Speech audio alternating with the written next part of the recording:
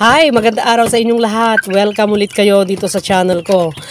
Napakaganda ng panahon ngayon. Asul na asul ang langit. At ang mga manok ay napakasisigla. Masaya sila pag ganitong makikita nilang maliwanag ang paligid nila. Nakabukas lahat ang paligid ng bahay nila. At saka mainit at dry din yung tinatapakan nila, no?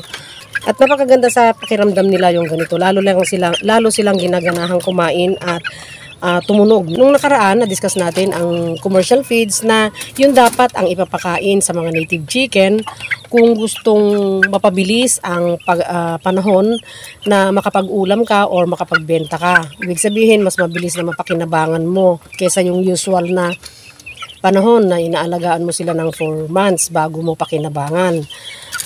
So, nandun yung iba't ibang klase ng feeds. Regardless of brand ng commercial feeds, ay pwede mong ipakain sa native chicken basta masunod yung pagkakasunod-sunod ng mga pagkain nila mula kiti na hanggang paglaki. Kasi iba't ibang lugar, iba't iba ang available ng mga commercial feeds. Nagkataon lang na dito sa amin kasi mas available yung mga sinabi kong mga feeds doon sa kabilang video doon sa nakaraan, no? Yun yung Integra 1000, Integra 2000 at Integra 3000, or ang tawag ko na lang doon sinishortcut ko kasi ang haba, Integra 1, 2 and 3 at saka yung Power Max. Yun yung mga mas available dito sa amin kasi. At yung Integra 3 actually iyon ay para sa mga older age na mga manok, na mga free range. Yung Integra naka-design yan na para sa mga free range chicken, no? Pero syempre, ang mga native chicken naman ay, di ba, free range rin. Syempre, kahit naka-confine ng mga manok ko, ay pinapakain ko pa rin sila. Kasi nga, gusto kong lumaki sila kaagad. Commercial feeds. At yun ang available dito, yun ang gamit ko. So, punta na tayo sa Chick Booster, no? Binanggit ko lang yung Integra 3 kasi nabanggit ko dun sa nakaraang video ko na yun yung grower, no? Ginagawa ko kasing yun yung pampalaki ko sa mga 2 months ko dahil wala namang ibang available na feeds dito sa amin na pampasiksik, no? Tsaka pampabigat. So, yun ang ginagamit ko.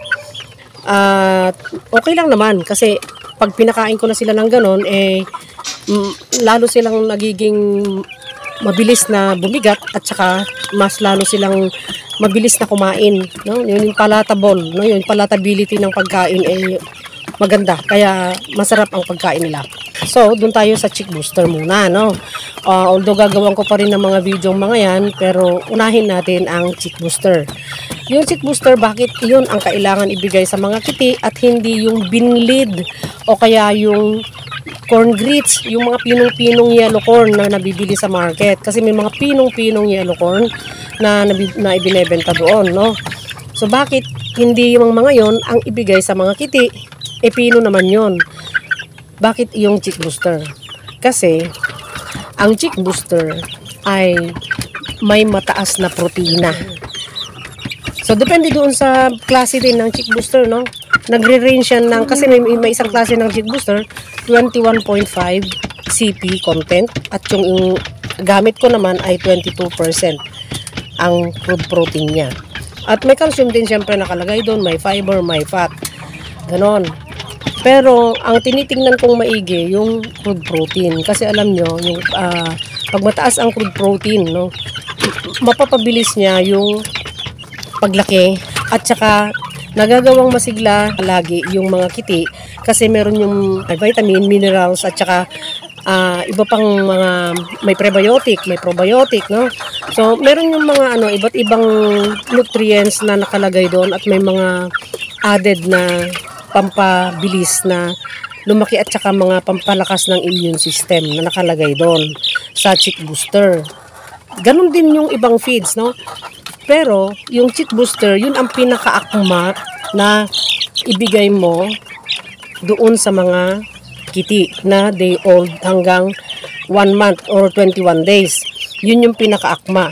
Kasi, kung bibigyan mo lang ng binlid, magiging matagal yung paglaki nila. Kung nakikita niyo yung mga inaalagaan ng mga, doon sa mga, mga nag-aalaga lang ng mga manok na hindi nila ginugol na lumaki kaagad yung mga manok nila, kinukurkuran lang nila yon, initsa-itsahan lang nila ng ganon, ng kahit na anong pagkain, matagal talaga yung paglaki. Pero, dahil maraming ingredients na nakalagay dito sa Chick Booster at saka higit sa lahat ay na-meet yung 21.5 to 22% na crude protein na kailangan ng mga kiti, ay mabilis silang napapalaki. At dahil may mga nakalagay doon na pampalakas ng immune system or pampataas ng immune system, ay hindi sila madaling magkasakit. Bukod doon sa vitamin na nandun. Kaya, itong mga kiti ko, kahit na hindi ako naglalagay ng yung binibili sa store na mga vitamins, no? Ang nilalagay ko lang talaga ay yung mga oregano leaves, malunggay leaves, tapos yung guava leaves. Kung meron nga akong barley, yun yung nilalagay ko, yung barley grass, no? Pero bihira lang yon kasi kung may available ako, doon lang sila nakakatikim at hindi palagi.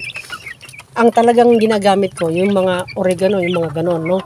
Kasi ang mga yon ay immune system enhancer din yon.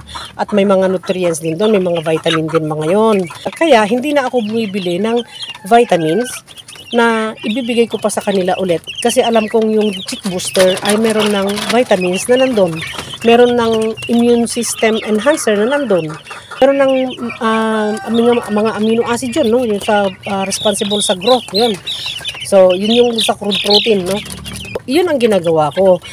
Chick Booster, pero ang inilalagay ko sa inumin nila, yun, yung mga dahon-dahon, no? Dahil alam ko, may vitamins na yung Chick Booster. Kaya kung titingnan nyo yung mga kiti ko, masisigla sila. Ilang araw pa lang sila makikita mo masigla sila. And then lalo na kung medyo lumalaki na sila, tingnan nyo naman, ang lilikot nila, di ba? Parang lilipad-lipad pa sila pag binubuksan ko yung pintuan, lumilipad talaga sila. Kaya malapit ko nang ilipat ang mga yan doon sa kabilang brooder. Siguro mga 1 week pa, nandun na itong mga ito sa kabilang brooder. Tinitingnan ko yung araw. Ilang araw na ba kayo ngayon? So tinitingnan ko kasi naka-record yung kung kailan sila napisa, ilang araw na sila ngayon, ano dapat ang kakainin nila ngayon. Ganon ang gawin mo. Para bukod sa mabilis silang lumaki, no? Makakatipid ka pa kasi nga walang natatapon, no? Walang excess. So, sakto-sakto. Makikita mo naman kung kaya nilang ubusin yon. Pero, syempre, ako, binibigay ko pa rin yung talagang timbang ng per head per day, no? Yung grams per head per day na pagkain nila. Para, hindi ko sasabihin na, ay, kulang, dagdagan ko. O, diba? Parang hindi maganda naman kung, kulang yung binigay ko, dagdagan ko. O kaya, ay, napasobra ako, bawasan ko.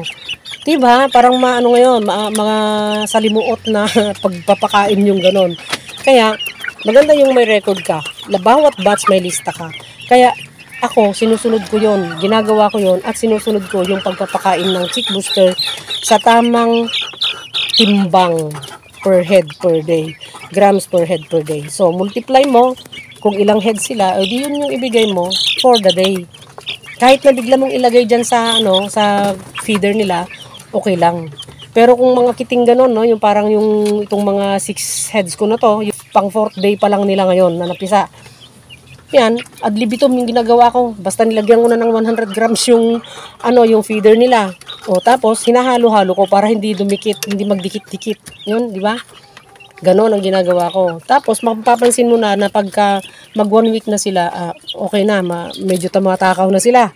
So, doon ka na mag-umpisang mag-compute pag ganon ang ginagawa ko. Ganon ang ginagawa ko. Para makaano ka na. Hindi natatapon yung iba, no? Hindi nasasayang. Sana na may natutunan na naman kayo sa video ito at salamat sa lahat ng mga nanood at kasalukuyan pa lang nanonood sa mga video kong 3 na sunod-sunod. Natutuwa ako kasi hanggang ngayon maganda yung analytics nila.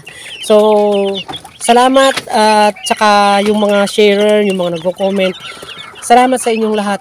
Thank you sa mga nag-subscribe. At doon sa lahat mga subscriber ko, thank you sa inyong lahat. Kung bago ka dito sa channel ko, sana huwag mong kalimutang mag-like at saka mag-subscribe. Pakihit na rin ang notification bell para sa susunod na mga videos ay ma-notify kayo. Sana pagpalain tayong lahat araw-araw at paratilihing masaya, masigla at malusog ang ating mga alagang manok.